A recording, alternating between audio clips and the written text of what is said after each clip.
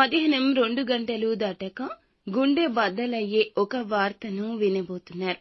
ఈ యొక్క వార్త రావడం అనేది మీ గోచార స్థితి. ఈ యొక్క స్థితి నుండి తప్పించుకోలేరు. అయితే ఏం జరగబోతుంది, ఎటువంటి ఫలితాలు మీకైతే కలగబోతున్నాయి తదితర అన్ని వివరాలు వీడియోలో తెలుసుకుందాము.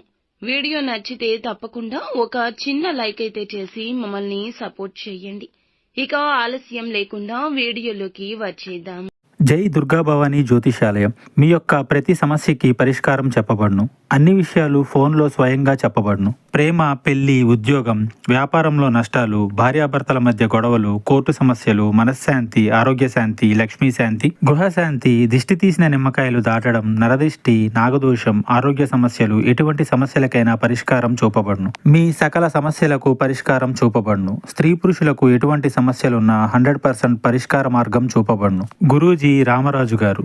Phone number 9121191826. ఈ రోజున మధ్యాహ్నం 2 గంటలు తరువాత మీకు కొంచెం ఆత్మస్థైర్యం అవసరమయ్యే సంఘటన ఎదురవుతుందని గ్రహ పరిస్థితులు సూచన. ముఖ్యంగా రవి, చంద్రుల వద్ద స్థితులు కుదరక మీరు ఎక్కువగా నమ్ముకున్న వ్యక్తి లేదా ఏదైనా సంబంధంలో ఊహించని విషయం బయటపడుతుంది.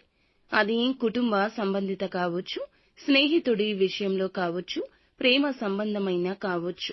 మీ యొక్క గుండెను బాధించే విషయం ఎవరో మీరు విశ్వసించిన వ్యక్తి, అంటే మీరు కష్టపడుతూ భరోసాగా నిలబెట్టిన ఒక వ్యక్తి వేరే దారి చూసుకుని ఉంటారు, లేదా వేరే తప్పుదారి పట్టించి ఉంటారు. ఈ వార్త మీకు ఫోన్ కాల్ ద్వారా మూడవ వ్యక్తి ద్వారా తెలిసే అవకాశం ఉంటుంది.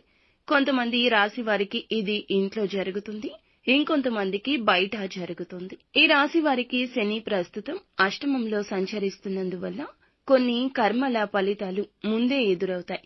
ఇది చెడు కాదు, అసలు నిజాన్ని తెలుసుకోవడానికి ఒక అవకాశం. నిజాన్ని తెలుసుకుని ముందుకు ఎలా పోవాలో నిర్ణయించుకోవడానికి ఈ సంఘటన ఉపయోగపడుతుంది. మొదట శాంతంగా ఉండండి. హుటాహుటిన ఎలాంటి నిర్ణయం తీసుకోవద్దు. ఆవేశంతో మాట్లాడుతూ సమస్యలు మరింత తెచ్చుకోవద్దు. మీకు చెప్పిన సమాచారం నిజమో కాదో పూర్తిగా తనిఖీ చేయండి.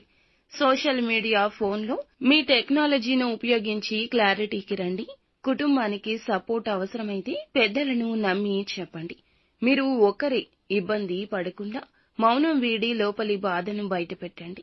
ఈ యొక్క వార్త పెద్ద షాక్ ఇచ్చినా దీనివల్ల జీవితం ఆగిపోదు. మీరు బలమైన వ్యక్తి. ఆర్థికంగా, వ్యక్తిగతంగా నష్టం జరగకూడదు. ఆరోగ్యాన్ని కూడా గమనించండి.